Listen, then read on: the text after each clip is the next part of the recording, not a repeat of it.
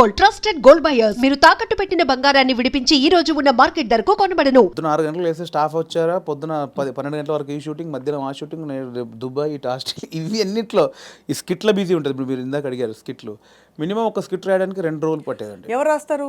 నేను, నా team members, ఎవరైనా ఒక రైటర్, అంటే మనకు సింక్లో ఉన్న మెయిన్ టీమ్ లీడర్ దగ్గరనే ఉంటుందండి. ఇంప్రూవ్ అని ఉంటుందండి యూఎస్లో, అంతా ఉంటుంది. ఇది 100% ఇంప్రొవేషనే స్క్రిప్ట్ అండి, స్క్రిప్ట్ రైటింగ్ ఏ ఉండదు. సో మీకు దానికి నేపథ్యం, మీరు Depends థియేటర్కి వెళ్ళారా?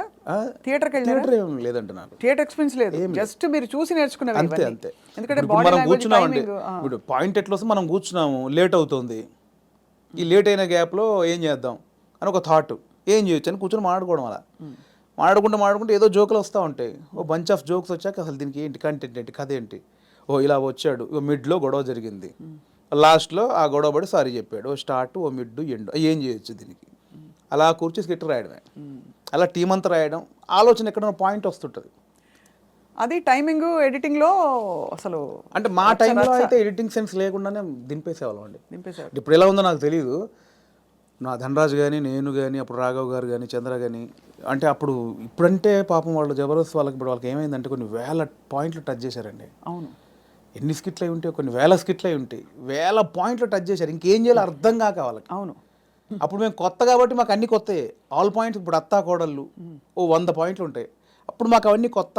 ఇప్పుడు అత్తా కోడలు చేయమంటే ఏది చేసినా కూడా ఆల్రెడీ చేసినట్టే ఉంటుంది.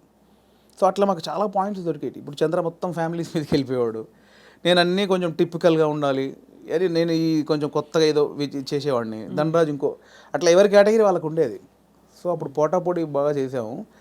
సో ఆ 15 నుంచి బయటకు వచ్చాక అంత మంచి రెమ్యునరేషన్స్ కానీ, ఈవెంట్స్ కానీ, మీకు తెలుసు ఈవెంట్స్ ద్వారా మంచి ఆర్టిస్టులకు మంచి ఆదాయం ఉంటుంది, చాలా బాగుంటుంది. అదే కదా. సో అటు ఇటు మిస్ అయ్యి ఈ 15 నుంచి 20 వరకు నేను దాదాపు మీరు ఎక్స్పెక్ట్ చేయలేని అమౌంట్ మిస్ అయిపోయాను. సో ఆ లోపల అది ఉంటుంది, అది బాధ అనమాట, తిండికి బాధ కాదు. అనవసరంగా దాంట్లోంచి బయటకు వచ్చావు, ఇప్పుడు ఇంత పోయింది, ఇప్పుడు ఇది లేదు అది లేదు. ఇప్పుడు మన బతుకులకి నువ్వు వచ్చిన నేపథ్యానికి అది చాలా పెద్ద అమౌంట్. దాన్ని మిస్ అయిపోయామే, తప్పు చేసామా, ఒప్పు చేసామా, అనవసరంగా సినిమాని ఓ పెద్ద బిల్డప్ ఇచ్చుకొని బయటకు వచ్చావు, ఇక్కడ ఇది లేదు, అక్కడ అంతా సాలిడ్ అమౌంట్ మిస్ అయిపోయి ఏంట్రా తప్పు చేసామనే గిల్ట్ ఒకటి ఉంటుంది చూసారా, ఆ గిల్ట్ ఎక్కువ పోయాను అనమాట. అవును, లక్షల సంపాదన వదులుకోవడం అంటే ఈజీ విషయం కాదు. అండ్ ఇప్పుడు పొద్దున్న లేవగానే ఇంకొకటి అండి, ఒక బిజీ పర్సన్ మీరు ఉన్నారు స్వప్న గారు అంటే, మీరు ఇంకా మిమ్మల్ని కట్టేసినా కూడా మీరు ఆగలేరు, ఎందుకంటే మనకి అంత ఉంది, అంత పని చేసేవాళ్ళు పొద్దున్న లేవగానే మనం ఏం పని లేదంటే ఎలా ఉంటుంది. అదే బిగ్గెస్ట్ కామెడీ స్కిట్లా ఉంటుంది. అంతే, అది దానంత నరకం ఉండదు. పొద్దున్న లేవగానే ఆ స్కిట్, షూటింగ్, అట్ట ఇట్ట మైండ్ అలా పెట్టే మైండ్కి ఏమీ లేదంటే అది దానంత నరకం ఇంకోటి ఉండదు. అలా ఒక 3 సంవత్సరాలు ఫేస్ చేసిన తర్వాత ఆ ఫ్రస్ట్రేషన్లోంచి వచ్చిన ఐడియానే బలగం. అంటే ఇన్ని రాసాము, నేను చాలా సినిమాలకు, అంటే చాలా సినిమాలు కాదండి, నా ఫ్రెండ్స్ డైరెక్ట్ చేస్తా ఉంటే వాళ్ళకు నేను సబ్జెక్ట్లో కూర్చునేవాడిని, కామెడీ ట్రాక్స్ రాసి ఇచ్చేవాడిని. అండ్ సినిమాలో మేము కామెడీ సినిమా షూటింగ్ చేస్తూ ఉంటే ఏదైనా మనం ఇంప్రూవ్ చేసిన పంచ్ ఉంటుంది, అది స్క్రీన్లో చూస్తే పేలింది అంటే నాకు ఆలోచించే ఉంది. ఇప్పుడు స్కిట్లు నేను ఆల్మోస్ట్ ఒక 100 స్కిట్లు రాసా, వర్కౌట్ అయినా చాలా, అంటే నా ఆలోచన నుంచి పుట్టినాయి కదా. సో నాకు నేను ఎందుకు చేసుకోకూడదు, అంటే ఇప్పుడు ఒక అవకాశం ఒకరు ఇస్తారు, డెఫినెట్లీ అందరు ఇస్తేనే ఇక్కడ దాకా వచ్చాను. బట్ ఇప్పుడు ఇంత మనకు ఒక నాలెడ్జ్ వచ్చిన తర్వాత కూడా వెయిట్ చేయడం ఎందుకు అనేది ఆ 3 సంవత్సరాలు వచ్చిన ఇది. అక్కడ సరే నేనే హీరోగా చేసుకుందాం, నేనే రాసుకుందాం, నాకు ఒక కథ రాసుకుందాం, నన్నే ఇలా ప్రజెంట్ చేసుకుంటే దాన్ని చూసి వేషాలు వస్తాయి మళ్ళీ అనే దాంట్లో నేనే ఒక పాయింట్ అనుకుందామని స్టార్ట్ చేసిన జర్నీ. ఒక 3-4 పాయింట్లు అనుకొని అవన్నీ రెగ్యులర్గా ఉన్నాయి. ఇలా అయితే నన్ను ఎందుకు చూస్తారు, చాలామంది అలా వస్తున్నారు కదా. నన్ను చూడాలంటే మళ్ళీ నేను కొంచెం బ్యాక్వర్డ్ అయి ఉన్నాను, ఇప్పుడు నన్ను కొత్తగా చూడాలి, కంప్లీట్ ఆపోజిట్గా చూడాలి, అది ఏం చేయొచ్చు, చాలా సాహసోపేతమైన జర్నీ అది. అలా ఏం చేయొచ్చు అన్న పుట్టినప్పుడు థాటే ఒక చావులో ఎలా ఉంటుంది అంటే, నేను మా నాన్న జరిగిపోయినప్పుడు ఉన్న సిచ్యువేషన్స్ అన్నీ ఫనీగా చూసా, ముందు ఎమోషన్ కాదు అది, ముందు ఫనీగా చూశాను. అంటే ఇప్పుడు తెలంగాణలో ఏంటంటే చేదునూరు అని ఉంటుంది, అంటే చుట్టం చూపు వాడు వచ్చినప్పుడు వాళ్ళని ఓదార్చిన తర్వాత చేదునూరు అనేది ఉంటుంది. అంటే ఇంత మందు తీసుకొచ్చి, ఇంత చికెన్ మటన్ తీసుకొచ్చి నా వంతుగా నీకు ఒక భరోసా ఇచ్చి, నీ బాధని తొలగించి ఈ వచ్చిన వాళ్ళు ఇస్తారు. అంటే ఆచారం ఏంటంటే అండి, ఇప్పుడు నేనున్నాను, నాకు ఒక మా ఇంట్లో ఎవరో చనిపోయారు, చేదు జరిగింది, మా బావనో మా మామయ్యను బావ మరిది ఎవడు వాడు వచ్చి నన్ను ఓదార్చి సరే బావ జరిగిపోయిందని ఈ బాధను దూరం చేయాలి. నాకు ఏదైతే ఆ మిస్సింగ్ ఫీల్ ఉందో దాన్ని దూరం చేయగలని ఏం చేయాలి, ఇంత మందో బిందో తీసుకొచ్చి కాసేపు 2 గంటలు సపోర్ట్ ఉండి కడుపు నిండా తినబెట్టి ఏం కాదులే నేను ఉన్నానులే అని ఆ సపోర్ట్ ఇచ్చే వెళ్ళే విధానం అనమాట అది. కరెక్ట్, అవును. సో అదొక ఆచారంగా వచ్చింది, చేదు నోరు అంటాం. ఇప్పుడు పెద్ద ఫ్యామిలీ అనుకోండి, ఇప్పుడు ఇప్పుడు ఇప్పుడు ఇప్పుడు బాంబేలో ఉంటారు ఒకరు బావంట ఆయన, అక్కడ 10 మంది చుట్టాలు ఉన్నారు, ఇక్కడ చనిపోయింది కంపల్సరీ రావాలి, వస్తారు, ఈ ప్రక్రియ కూడా చేయాలి. ఇప్పుడు 10 మంది 10 రోజులు ఉండలేరుగా, 2 రోజులు చేసి వెళ్ళిపోవాలి. అవును. సో 10 మందిది వీడు తాగాలి, నేను తాగాలి, తినాలి. తాగాల్సిందేనా అంటే తాగడం కూడా బాంబే నుంచి వచ్చాడండి పాపం, అంతే కదా, మా బావకి ఇలా జరిగిందని ఏదో ఆయన తృప్తికి చేసే, నేను ఒక ముక్కనాన్న తినకపోతే ఆడేమనుకుంటాడు, ఫీల్ అవుతాడు కాబట్టి చేయాలి, కంపల్సరీ. బాధపడతారు. సో ఈ ప్రాసెస్ మా నాన్న జరిగింది అనమాట. మాది పెద్ద కుటుంబం, మా అమ్మకి నేను 9వ వాడిని, మా పెదనాన్నలు 6, మా మేనత్తలు 3. ఆహా. సో మా ప్రతి పెదనాన్నకి ఫ్యామిలీ మినిమం 10 మంది, 7 మంది, 8 మంది, వాళ్ళందరూ వచ్చి ఒక 200 మంది మా కజిన్స్ ఉంటారు, అన్నయ్యలు వదినలు వాళ్ళ పిల్లలు అందరూ వచ్చేసి ఏమైపోయిందంటే ఆ 11 రోజులు మా నాన్నది చనిపోయిన నెక్స్ట్ డే నుంచి మార్నింగ్ ఒక సెటప్, 11 o'clock ఒక సెటప్, 1 o'clock తప్పదు. దీనిలో ఏం జరుగుద్ది, ఇప్పుడు నేనున్నాను, మీరు వచ్చారు, రాగానే సరే బావ ఇలా జరిగిందంటే సరే కూర్చో తాగదు అంటే కాదు కదా, మీరు అడుగుతారు ఎలా జరిగింది బావ ఏంటి అంటే నేను చెప్పాలి, నేను ఇలా ఉన్నట్టు నాన్న చూస్తూ అని ఏడవాలి. ఓకే అయిపోయింది. ఇప్పుడు 12 o'clock ఇంకోటి వచ్చాడు, వాడికి కూడా సేమ్ ఏడవాలిగా. అవును. రాగానే రాబావ కూర్చోండి, వాడు మళ్ళీ చూసేవాడు ఒక కంట నీరు కూడా పెట్టలేదు, వాడు రాగానే తాగినని వాడు అనుకుంటాడని వాని కోసం మళ్ళీ సేమ్ ప్రాసెస్. ఏమైందంటే నానిలా లేడు అన్నీ అంటే నాకు అలా ఉంది. ఎలా జరుగుతుందంటే వస్తున్నారు, తాగుతున్నారు, ఏడుస్తున్నారు, తింటున్నారు, పంటున్నారు, ఏడుస్తున్నారు, ఏంద్రా అది. అప్పుడు నా చిన్న వయసు 99లో మా నాన్న చనిపోయినప్పుడు ఆ వయసులో నాకు అది అనిపించింది, మీరు సెలబ్రేట్ చేసుకుంటున్నారా, బాధపడుతున్నారా, ఎంజాయ్ చేస్తున్నారా అనేది ఒకటి ఉంది, ఎప్పుడో చూసినది. అది ఇక్కడికి షిఫ్ట్ అయిందనమాట. ఎలాంటి కథ చేయొచ్చు అదే అదే అదే అదే అన్నప్పుడు మా ఫ్రెండ్ ప్రదీప్ అద్వైతం అని ఇప్పుడు నెక్స్ట్ వైజయంతి మూవీస్లో పెద్ద సినిమా చేస్తున్నాడు.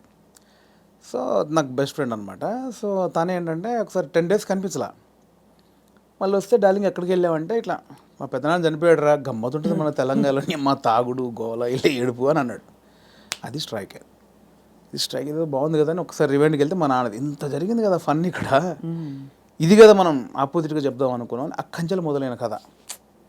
సో అప్పుడు ఒక 4 సీన్లు రాసుకొని ఫ్రెండ్స్కి చెప్తే వాళ్ళు హిలీరియస్గా నవ్వి దానికి ఇంకో 4 సీన్లు వేసి. కానీ ఇక్కడ విశేషం ఏంటంటేనండి, జబర్దస్త్ కావచ్చు ఇది కావచ్చు, చాలా సీరియస్ అంశాలని లైటన్ చేయడం ఈజీ కాదు. సెంటిమెంట్స్ హర్ట్ అవుతాయని ఒక బాధ ఉంటుంది కదా. ఇప్పుడు మీరు పిల్లలు పుట్టలేదు ఒక జంటకి, దాని మీద మీరు జబర్దస్త్లో ఒక స్కిట్ రాయాలనుకోండి, చాలా మంది హర్ట్ అయిపోతారు, నీకు అసలు మనసుందా, నువ్వు సమాజంలో బాధ్యత గలవాడిగా, ఇవన్నీ అడుగుతారు ఆబ్వియస్లీ కదా. అలాంటిదే చావు కూడా చాలా పర్సనల్, చాలా ఇది. కానీ ఇందులో మీరు ఒక విధమైన హ్యూమరు, లైఫ్లోని చాలా సటిల్గా జరిగిపోయే ఇవన్నీ తీసుకొచ్చారు చూడండి. అది దాన్ని కూడా మన పెద్దవాళ్ళు చెప్పిన నిదర్శనాలు అండి నిజంగా. అంటే ప్రతి విషయంలో మీకు సీరియస్నెస్ ఉంటుంది, కామెడీ ఉంటుంది. ప్రతి ఇన్సిడెంట్లో మీరు కామెడీ, ఇప్పుడు ఇది సీరియస్ అనుకోండి ఒక చావు అనేది, ఎగ్జాక్ట్ లేకపోతే ఒక కామెడీదే తీసుకుందాం, కానీ దానిలో కూడా సీరియస్ ఉంటుంది. ఇది చావు అనేది సీరియస్ అనుకోండి, దానిలో మనం కామెడీ చెప్పాను నేను, కానీ ప్రాపర్గా ఒక కామెడీ ఎపిసోడ్ ఉందనుకోండి, దాంట్లో సీరియస్ కూడా ఉంటుంది. మనం చూసే దృష్టికోణమే. నాకు ఒకసారి ఏమైందంటే అవునన్నా కాదన్నా అనే సినిమాకి మేము ట్రిప్కి వెళ్ళామన్నమాట. సో తేజ గారు, ఉదయ్ కిరణ్ గారు, సుమన్ శెట్టి, నేను, ధర్మవరం సుబ్రహ్మణ్యం గారు. ఆయన ఒక చోట ఒక మాట అన్నాడండి ఒక ఇంటర్వ్యూలో. ప్రెస్ వాళ్ళు అడిగారు, అదండి అందులో కొంచెం బూత్ ఉందండి, శృంగారం ఎక్కువ ఉందండి అంటే, ఆయన ఒక మాట, ఏ సందర్భమో నాకు తెలియదు, ఒక మాట నన్ను పడిపోయింది. ఏమైనా ఇప్పుడు ఎయిడ్స్ మీద సినిమా చూస్తున్నప్పుడు, ఎయిడ్స్ మీద అవగాహన కల్పించడానికి ఒక సినిమా చేస్తున్నప్పుడు ముందు శృంగారం చూపించాలి. వాడు ఎలా అడిక్ట్ అయ్యాడు శృంగారానికి, కొంచెం బ్యాడ్ రూట్ ఎలా పట్టాడంటే అవన్నీ చూపించాలి. కొంచెం ఆ రొమాంటిక్ అప్పీల్ చూపించినప్పుడే ఇది చెప్తావు, అది చూపించకుండా ఇది చెప్తే ఎవడు చూడ్డాయా అన్నాడు. కరెక్ట్, అంతే, అది నిజమే. మీకు అర్థమైంది? నాకు అందులో ఏదో దొరికింది నాకు. అంటే మనకు మంచి చెప్పినప్పుడు దానిలో చెడు కారణమైంది ముందు చెప్పినప్పుడే, ఇది చెడు, దీనివల్ల ఇది జరుగుతుందని చెప్తాం కదా. అవును, ఆ మంచిని పట్టుకుంటే సరిపోతుంది, పట్టుకోవాలి. అదే దానికోసం ఇవన్నీ తప్పదు, మేకప్ చేయడం తప్పదు. పలకం కూడా అంత, నేను రాగానే కుటుంబాలు కలుస్తాయంటే ఎవరు చూడరు. కుటుంబం కలవాలి అంటే సోది అనుకుంటారు. దానిలోనే మనం ఏం చేయొచ్చు, ఎలా చెప్పొచ్చు అనేది. కానీ ఎంత సూక్ష్మమైన ప్రయాణం మీలో జరిగిపోయింది చూడండి. మీ ఎదుగుదల ద్వారా ఎన్ని విషయాలు మీరు గ్రహించుకున్నారు. మీకు ట్రైనింగ్ లేదు, బ్యాక్గ్రౌండ్ లేదు. అంటే యూజువలీ నేను ఐఎమ్ ఫ్రమ్ థియేటర్ అని చెప్పుకుంటారు చాలామంది. మీకు సినిమానే అండి, నేను థియేటర్ సినిమా షూటింగ్లో చేసినప్పుడు cinema is your learning platform అంతేనా? అండ్ నాకు ఏదైతే వచ్చిన గ్యాప్ ఉందో అదే ఇప్పుడు నా సక్సెస్కి లీడ్ అది. అయితే మీ పైసలన్నీ మాకు ఇస్తారా? లేవు ఎక్కడి, ఆ 3 సంవత్సరాలు ఎలా బతికాననుకుంటారు? అంటే ఇప్పుడున్న పైసలు ఇచ్చేస్తే మాకు, ఆ. అప్పుడు మళ్ళీ మీరు కూర్చుని 3 సంవత్సరాలు ఆలోచిస్తే 3 సంవత్సరాలు కాదు, ఈసారి మీకు 3 నెలలే ఇస్తున్నాం టైం. అంటే దేవుడికి ఒకటి ఉంటుందండి, దేవుడు ఒకటిసారి ఇస్తారనమాట. అస్తమానం అదే అంటే ఇవ్వడు, ఉన్నే లాక్కని బయలుదేరి అంటాడు. ఒకటేసారి ఇచ్చాడు, ఇక దాన్ని జాగ్రత్త పడాలి. మళ్ళీ 3 సంవత్సరాల గ్యాప్ ఉంటే రాదు ఇప్పుడు, అంతే కదా, రానివ్వరు కూడా. ఇప్పుడు ఇంకా మీరు ఇంకా మిమ్మల్ని తీసుకెళ్ళి జీవితం పెట్టేసాను అక్కడ ఫిల్మ్ ఫేర్ అంటే. మీరు ఎంత కోల్పోయి you got the lady home. Yes yes, అంతే కదా. అందుకే నేను లేడీ అంటే తెలుసు కదా, అవును, చాలా బ్లాక్ అంటే మీకు లేడీ, తెలుసు, చాలా మందికి తెలుసు. బ్లాక్ లేడీ, చెప్పాలి సరే, బ్లాక్ లేడీని తీసుకొచ్చుకున్నారు. బ్లాక్ అదే ఆ మెట్లు ఎక్కుతున్నప్పుడు కానీ, అది చేతిలో ఉన్నప్పుడు కానీ, నేను అంటే చాలా ఇంటర్వ్యూలో మాట్లాడే మనకు భయం అయ్యేది బేసికల్గా స్టేజ్ మీదకి వెళ్ళి మాట్లాడాలంటే. కానీ ఆ రోజు ఎందుకో చిన్న లోపల షివర్ అయిపోతూ, నమ్మలేని విషయం కదండి. And for more videos, Please subscribe to iDream. Please subscribe to iDream. Please subscribe iDream. And please subscribe to iDream. For more videos, subscribe to iDream. please like, share and subscribe to the channel. Congratulations, iDream. Subscribe to iDream. Subscribe to iDream.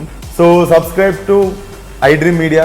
iDream team అందరికి huge congratulations. Please subscribe iDream Media. Please subscribe to iDream. Subscribe iDream. Please subscribe to iDream. iDream అంటే నా కళల ఛానల్ను subscribe చేసుకున్న నోరు తిరుగుతలేదు, మీరైతే గంట గుర్తు కొట్టండి. For more such videos, please subscribe to iDream. Subscribe to iDream. Please subscribe to iDream. Please subscribe iDream Media. Please do subscribe to iDream. Please subscribe to iDream Media. For best entertainment and information, please subscribe iDream. And don't forget to subscribe to iDream.